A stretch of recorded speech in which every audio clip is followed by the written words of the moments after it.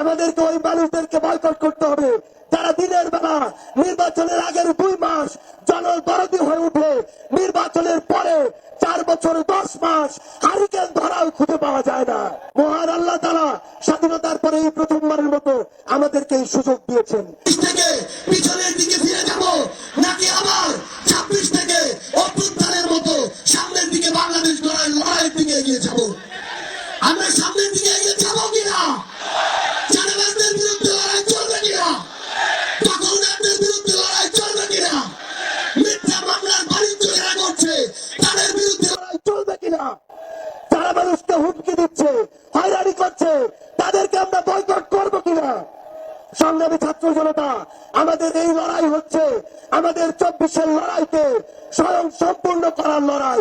সংগ্রামী ছাত্র জনতা, প্রত্যেকের কাছে একটা বার্তা পৌঁছে দিতে হবে, আমাদেরকে ওই মানুষদেরকে বয়কট করতে হবে যারা দিনের বেলা মাদকের বিরুদ্ধে কথা বলে আর রাতের বেলা মাদক ব্যবসার লাভের টাকার